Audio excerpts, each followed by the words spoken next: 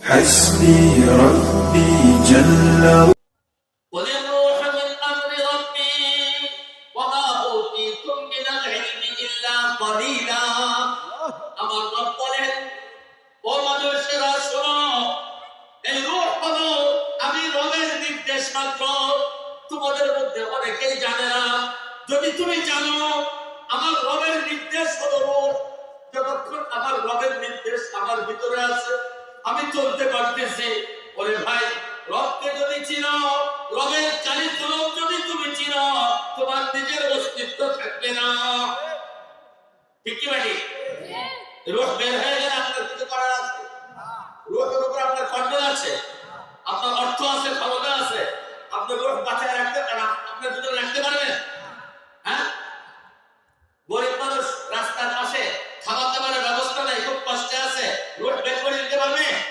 তাহলে রূহের উপরে বিচার কার একমাত্র কার আল্লাহ যে আল্লাহর উপরে যে আল্লাহ মেহেরবানি করে আমাকে রূহ দিয়ে রেখেছে সেই আল্লাহর অনুগত্য স্বীকার করা দরকার কি দরকার আল্লাহ বলেন কু আনফুসাকুম ও মুসলমানরা ঈমানদাররা জামিআ যারা আমি আল্লাহকে বিশ্বাস করো তুমি তোমার নিজকে জাহান্নামের আগুন থেকে বাঁচাও ওয়া আহলিকুম তোমার সন্তান সন্ততিকে জাহান্নামের আগুন থেকে বাঁচাও তোমার পরিবার পরিজনকে জাহান্নামের আগুন থেকে বাঁচাও আসসালামু আলাইকুম ওয়া রাহমাতুল্লাহি ওয়া বারাকাতুহু ওয়া আলাইকুম আসসালাম ইন্নাল হামদুলিল্লাহ الحمد لله نحمده ونستعينه ونستغفره ونؤمن به ونتوكل عليه ونعوذ بالله من شرور أنفسنا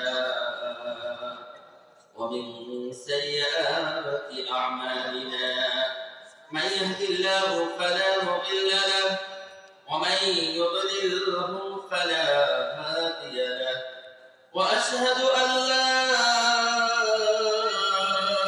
إله إلا الله وحده لا شريك له ونشهد أن سيدنا وسندنا وحبيبنا وقائدنا محمد بن عبد الله صلوات الله وسلامه عليه أما بعد فأعوذ بالله من الشيطان الرجيم بسم الله الرحمن الرحيم يا أيها الذين آمنوا قوا أنفسكم وأهليكم نارا وقودها الناس والحجارة عليها ملائكة غلاظ شداد لا يعصون الله ما أمرهم ويفعلون ما يؤمرون صدق الله العظيم وقال رسول الله صلى الله عليه وسلم طلب العلم فريضة على كل مسلم أو كما قال عليه الصلاة والسلام قوا أنفسكم وأهليكم نارا হে ঈমানদাররা আমরা এখানে যারা আছে সব ঈমানদার তো ঈমানদার তো আমাদের রব কে আল্লাহ সৃষ্টি কে করেছেন আল্লাহ আমার জানের মালিক কে আল্লাহ আমার এই সম্পদ কে দিয়েছে আল্লাহ আমাকে ফিরে যেতে হবে কার কাছে আল্লাহ ইচ্ছা করলে বেঁচে থাকা যাবে না যাবে না ইচ্ছা করলে আগে চলে যাওয়া যাবে তাও যাবে না ইচ্ছা করলে বহুত ঘুমিয়ে হওয়া যাবে قل اللهم مالك الملك تؤتي الملك من تشاء আমার রব বলেন হে নবী আপনি قل اللهم مالك الملك এই সব কিছুর মালিক হলো আল্লাহ تؤتي الملك من تشاء বাদশাহী আমার মাওলা যাকে চায় তাকে দেয় অসম্মানী আমার মাওলা যাকে চায় তাকে করায় দেয় وتعز من تشاء وتذل من تشاء بيدك الخير إنك على كل شيء قدير প্রতিনিধিত্বে আমার মাওলায় বসায় আবার ছিনে নেয় আমার মাওলায় কে মানুষ পারে না আপনার বড় অর্থনীতি আছে বহুত সম্পদ আছে প্রশাসনিক বহুত ক্ষমতা আছে আপনি যখন বের হন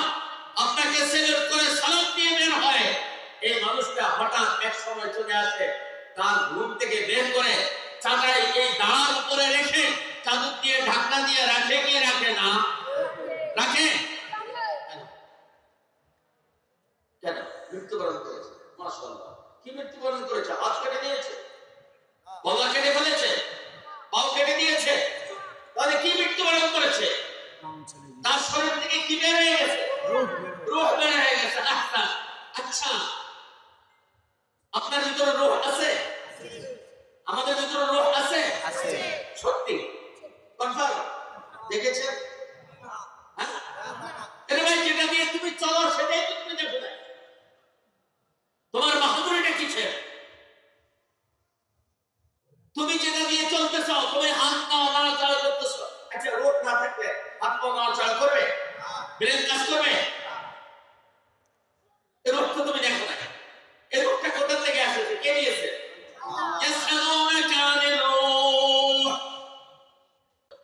আসলে যে আলোচনাটা নিয়েছি, আধা ঘন্টা 1 ঘন্টা হবে না, 1 থেকে 2 ঘন্টা সময় প্রয়োজন। আমি সংক্ষেপ করে দুটা কথা বলে দিচ্ছি। তাহলে এই রূহের মালিক কে? আল্লাহ। রূহের কি কোনো কিছু আপনার অধিকারে আছে? না।